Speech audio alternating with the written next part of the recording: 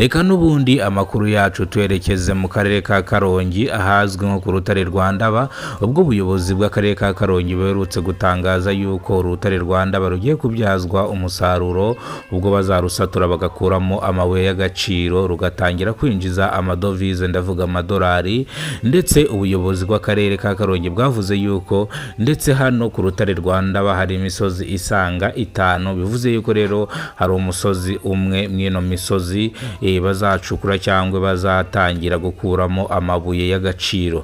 Nafashe sase yanjye nuruka mu mujyi wa Kigali nerekera ku rutare rwa Ndaba gusa nasanze abantu benshi batandukanye ba mukerarugendo abazungu ndetse n'abirabura bivuze ngo rero twahasanze abantu benshi batandukanye. Ngewe ubuyobozi bukimara gutangaza yuko urutare rwa Ndaba bagiye kurusatura bakarubyaza umusaruro nahise mfata imodoka yanjye nerekera ku rutare rwa Ndaba kugira ngo mbasubize inyuma mbanze mbabwire no ku mateka ya runo rutare rwa Ndaba. Bivuze ngo ndaza kubasobanurira se Ndaba yabayeho ariko abenshi bavuga yuko Ndaba yishwe n'inda yiwe bivuze ngo yishwe n'ubuki ubwo yari kumwe na bagenzi be batatu Ndaba akabona cyangwa akaba yarazi yuko hano hantu hari ubuki bwari butuye hirya mu buvumo ubwo ubu buki bwari buri mu rutare mo imbere wundi Ndaba arangije agiye kumanura bono buki yima bagenzi biwe barangije baramurekura yikubita mu manga ahita apfa bahita bahitirira ku rutare rwa Ndaba. Bivuze ngo na amateka ya kera nka kuri bavuga ngo kera habayeho umugore n'umugabo babyarana abana mwe bamwita Rutwe undi bamwita Buguru nanone nko kuri bavuga yuko ngo kera habayeho Ngunda umugabo waryaga cyane akarya inka yose akayimara yarangiza ajya guhinga akagenda agahingisha ishuka igataha yabaye agafuni. Bivuze ngo na amakuru ya kera na amateka tukwiye kwiga cyangwa na amateka tukwiye kumenya ariko ngiye nyimara kumva yuko urutare rwa Ndaba barwemeza mirimo baje bashaka kurusatura bakajya bakuramo amabuye y'agaciro. Ngiye nese mfata imodoka yanjye ndagiserira njya ku rutare rwa Ndaba nahuriye n'abazungu abirabura ndetse n'abantu benshi batandukanye bavuye mu bihugu bitandukanye babaje kureba uru rutare rwa Ndaba. Gusa naganiriye nabo ntangira kubabwira amateka y'urutare rwa Ndaba ndaza kubashyiraho amavidiyo turimo tuganira nge nabo neza twahuje ruguru turamanukamo hari epfo muri kubona uko amazi ari kumanuka ku rutare hejuru agana hasi mu kabande. Abantu benshi hano bakunze no kuhakorera indirimbo cyane cyane za gospel nyinshi na nyinshi zikunze gukorerwa hano ku rutare rwa Ndaba.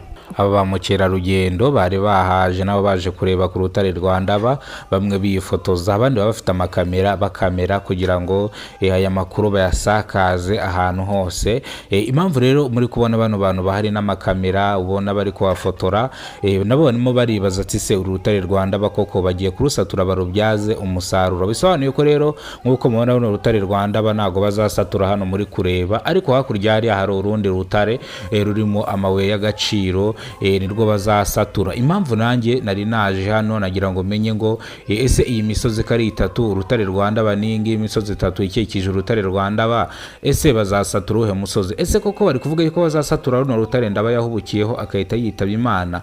Impamvu nanjye nafashe imodoka yanjye cyangwa mu isase kugira ngo nze mbanze mbamenyera amakuru mumenye amakuru kugira ngo namwe njye mbabwira amakuru nigereyeho cyangwa amakuru yizewe. Gusa navuganye n'ubuyobozi bw'akarere ka Karongi bambwiye yuko baherutse gutangaza ko habonetse barwemeza mirimo kugira ngo baze basatuye no rutare bakuremo amabuye y'agaciro bishyure amadovize cyangwa bishyure amafaranga ubwo aya mafaranga bazayishyura akagirira igihugu umumaro akubaka kaburembo ndetse n'amashuri ndetse n'ibigo bya leta cyangwa n'ibigo nderabuzima.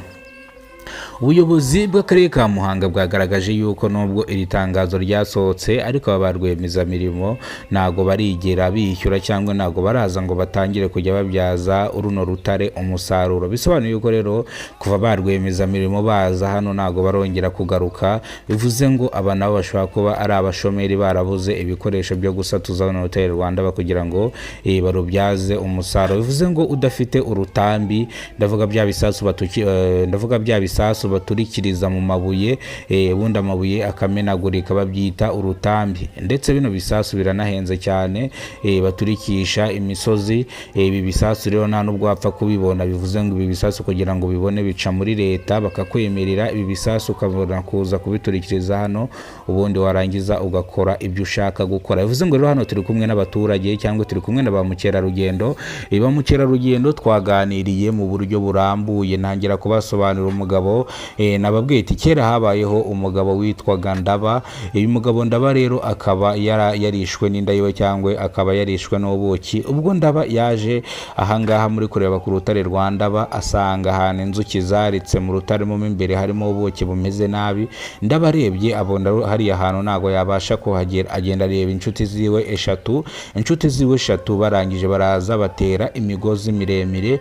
Ubundi Ndaba yarangije baramurekura ajya guhakura bwa buki. Nibwo kuhagera abagenzi be baramubwira ati se Ndaba bimeze bite ubuki habari? Ndaba aravuga ati rero mwuka byaramwe ubuki naburimo, ubuki nabubuze pe. Nibwo rero aba basore batatu baje kurekura uyu mugozi, Ndaba bikarangira yikubisemo hariya hasi akahita apfa. Ese bano basore batatu impamvu barekuye uyu mugozi ni iyihe? Bivuze ngo Ndaba akigera mu rutare mo imbere aho yari arimo arya ku buki, ndetse yabwiye bagenzi be yuko nta buki burimo, ndetse anababwira yuko ubu ngubu we ari mu muzinga cyangwa arimo hagati mo imbere mu rutare. Avuga yuko we arimo aribwa n'inzuki, arangije abwira ati ushaka kuribwa n'inzuki nawe naze yikuriremo ubwe buki, nye nta buki bwanjye ndi bubaye kubera yuko nabukobokeye. Nibwo rero aba basore batatu bari baziranye na Ndaba cyangwa inshuti za Ndaba zavuze ati ariko ubundi umuntu atumenyere, bahita barekura ya migozi. Ndaba arangije kubita hariya mo hasi ahita yitaba Imana. Bivuze ngo rero ngiye ndaza kubasobanurira bimwe na bimwe, ndaza kubabwira bimwe na bimwe. Murabizi uko Kidasamura TV ni ihuriro ry'ibiganiro bitandukanye hano mu gihugu cy'u Rwanda cyangwa ibyegeranyo. Aba bazungu rero nyimara kubabwira gutyo nahise ngiye kubona mbona bankubise amadolari 3, inote 3 z'idolari rimwe. Ndavuga ati buryo bukene ntago buri mu Rwanda gusa, ubukene buri ahantu hose. Ni gute umuntu yifataga gukubita idolari rimwe n'amagambo wavuze nk'ay'abagombozi? Yego ntago nabyize cyangwa nizi ibintu bijyanye n'urukerarugendo, ariko mwana umuntu ukamuganiriza isaha yose, mwana yagize akahita gukubita amadolari 3, inote za rimwe mani, amadolari 3. Yahise avuga ati aya madolari 3 arimo 3000. Yambwiye ngo harimo 3000, bivuze ngo harimo ibihumbi 3 by'amafaranga y'u Rwanda. Nahenzwe cyane. Yavuze yuko idolari rimwe rivunjishwa, yavuze ngo idolari rimwe riravunjishwa ngo 1200. Bivuze ngo yavuze yuko idolari rimwe rivunjwa 1200. Ahita ambwira ati rero ngaha harimo hafi ibihumbi 3500 gutyo kuzamura, ngo nahenzwe. Ase mvuga ati ubukene ntago bukiri kure tu, ubukene buri mu bantu bose. Nge nzi ko ubu ngubu bagiye kunkubita amadolari agera nko muri 50 cyangwa amadolari agera mu 100, nanjye ngahita mpindurirwa ubuzima. Nanjye nk'umunyamakuru nkavuga ati yenda nanjye hari akadiro nigize gukora mu karere ka Karongi azwi nko ku rutare rwa Ndaba, nanjye makura amafaranga afatika. Ariko wapi, nahuye n'abantu b'abakene n'abahubwo bagoswe. Nge nzi ko abangaba ari ba rwiyemezamirimo baje gusatura no rutare Rwanda. Bagusa nk'uko mubibona bano basore bafite amakamera, bafite ama TV stand, bivuga ngo bafite igikoresho cya danje, ibikoresho by'agaciro. Bivuze ngo nawe ushaka kusanga ari aba content creator baba baje kubyaza nabo umusaruro no rutare Rwanda, bafata amashusho, bafata amaklipe.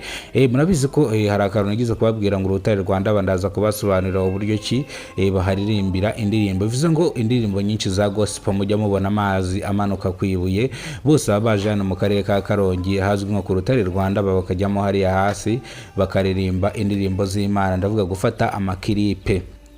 Bivuze ngo rero abenshi na benshi muzabona bari gukorera ku mazi ari gushoka kwibuye, ukabona hano mu kidendezi, ahantu ni mu gishanga. Hano hari indirimbo yitwa ngo ikidendezi Abadorcas na Vestine, nabo amaklipe yabo cyangwa amashusho yafatiwe hano ku rutare Rwanda. Bivuze ngo urutare Rwanda barodufitiye agaciro, kandi umuntu wese yahageze arahagarara agatangira kwibaza ku rutare Rwanda ngo Ndaba yapfiriye hano, nyine bikagucanga nawe ukibaza cyane.